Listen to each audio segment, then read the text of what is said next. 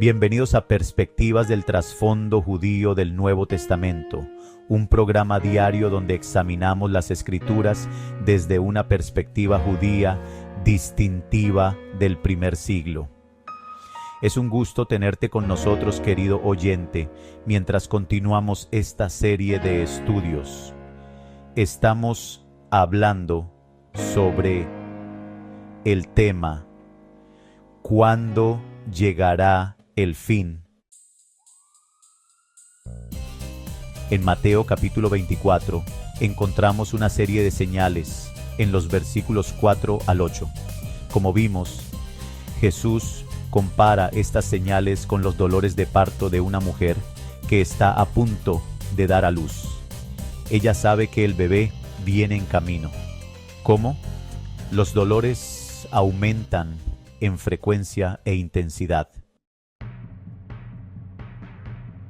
Hemos estado analizando esta lista de señales para determinar si estos fenómenos están aumentando en frecuencia e intensidad en nuestra generación.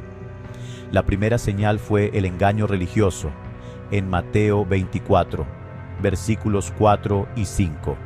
Ya hablamos de eso la última vez. ¿Qué más dice? En el versículo 6 menciona guerras y rumores de guerras internacionales. Ha habido un aumento en la frecuencia e intensidad de las guerras. El siglo XX fue el primero en la historia en experimentar el fenómeno de la guerra mundial. De hecho, hubo 2 guerras a una escala sin precedentes en la historia de la humanidad. ¿Qué más?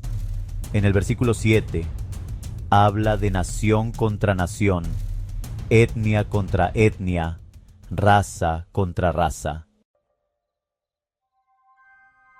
Ahora miren a su alrededor. En Oriente Medio se trata de una raza contra otra. En Europa ocurre lo mismo en lugares como Bosnia-Herzegovina, un grupo étnico luchando contra otro. E incluso en nuestro propio país sufrimos una lucha sin precedentes entre razas y grupos étnicos. Y eso no es todo. ¿Qué más dice en el versículo 7? Porque se levantará etnia contra etnia y reino contra reino. Dice, en griego, kea valía, y gobierno contra gobierno, reino contra reino. Tiene que ver con la búsqueda del poder. Y de eso se trata realmente todo en este viejo sistema mundial. ¿Quién tiene el poder? Y continúa diciendo, y habrá hambrunas, pestes y terremotos en diversos lugares. Como dijimos en el programa anterior, son 3 palabras griegas, lemos, loimos y seismos, que significan hambruna, peste y terremoto. La hambruna es una escasez de alimentos, donde la gente muere de inanición. La peste es una plaga de enfermedades incurables. Y de nuevo, la gente muere. Y hay terremotos, hambrunas, pestes y terremotos. ¿Y qué hay de la frecuencia e intensidad?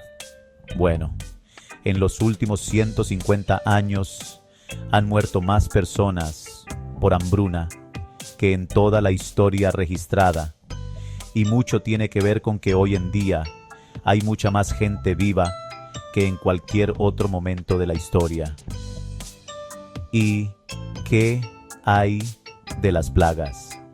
¿No es curioso que, con todos nuestros avances en la ciencia médica y toda nuestra tecnología médica moderna, sigamos impotentes ante la epidemia del SIDA? Y ahora no se trata solo del SIDA. Ahora nos dicen que hay ciertas cepas de bacterias que han desarrollado resistencia a los antibióticos. Y si contraes una de estas infecciones, no hay nada que se pueda hacer. Como Jim Henson, el creador de los Muppets. Tenía la mejor atención médica disponible, pero los antibióticos simplemente no funcionaban. Así que tenemos hambruna y pestes. ¿Y qué más? Terremotos. Es interesante que en los últimos 100 años se hayan producido más terremotos devastadores que en toda la historia registrada anterior. Así pues, se trata de hambruna, pestes y terremotos. Y cuando estos fenómenos empiezan a aumentar de forma perceptible en frecuencia e intensidad y comienzan a ocurrir simultáneamente, entonces se convierten en indicios de que se acerca el fin de los tiempos. Y creo que es demostrablemente cierto que podemos ver cómo empieza a suceder en nuestra generación. Pero dices, Silvio, que creía que Mateo 24 trataba solo del período de la tribulación. Y es cierto, se centra principalmente en el futuro período de la tribulación e incluso utiliza los acontecimientos del año 70 después de Cristo para presagiar algunas de las cosas terribles que ocurrirán durante ese tiempo de angustia de Jacob. Así que sí, el enfoque está en el período de la tribulación. Entonces dices, bueno, si Mateo 24 trata sobre el período de la tribulación y creemos que la iglesia es arrebatada antes de dicho período, entonces Mateo 24 no tiene nada que ver con la iglesia. No, eso no es del todo cierto. Es como decir que, como predigo que la UCLA va a ganar en los playoffs, eso no tiene nada que ver con los acontecimientos de la temporada regular. Verás, hay muchas cosas que tienen que suceder durante la temporada regular antes de que mi predicción para los playoffs se cumpla. Y es lógico pensar que muchos de estos acontecimientos proféticos que se manifestarán plenamente durante la tribulación comenzarán a hacerse evidentes durante los últimos años de la era de la iglesia, porque las señales proféticas que él menciona caracterizan toda esa era.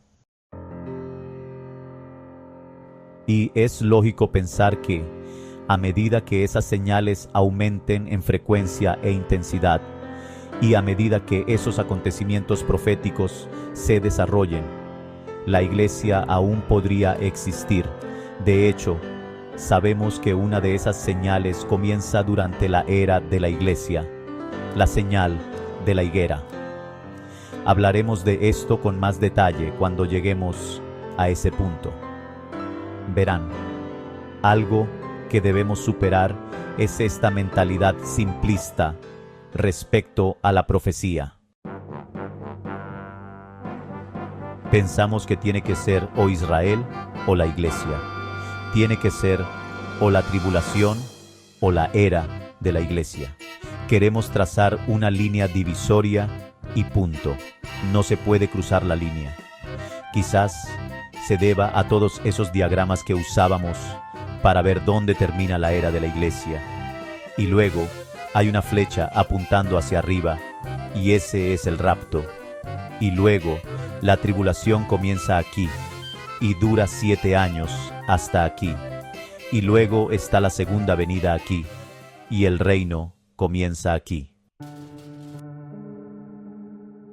Es decir, crea un diagrama hermoso, al menos en papel, pero no necesariamente así es como va a funcionar.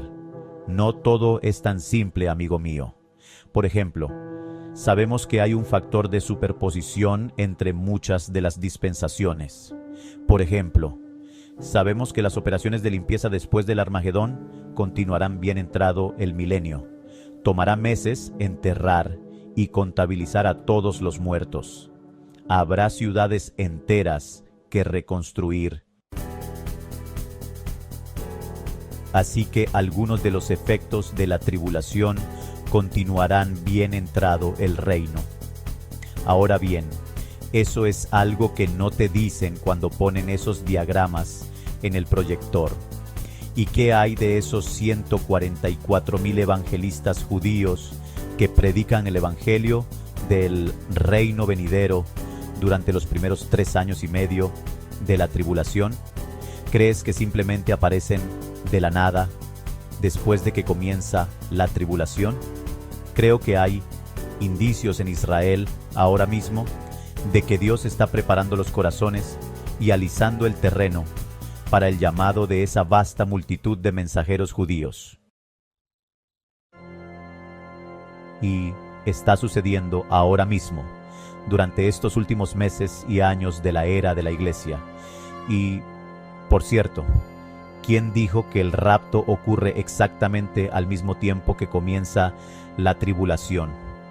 El punto de inflexión de la tribulación, o el comienzo de la misma, es la firma del pacto de paz bajo la mediación de la Comunidad Europea y quizás, muy probable, del Medio Oriente.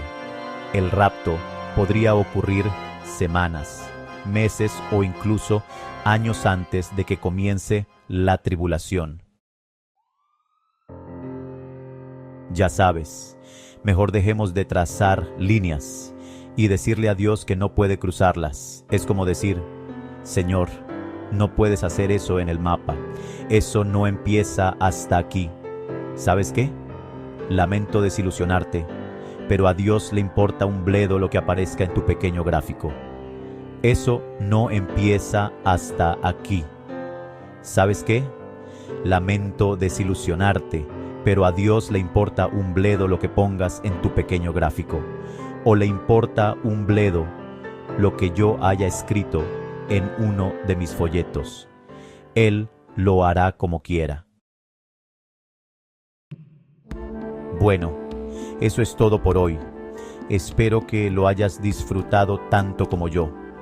Nos vemos muy pronto. Hasta entonces, les saluda Silvio Parrales. Que Dios los bendiga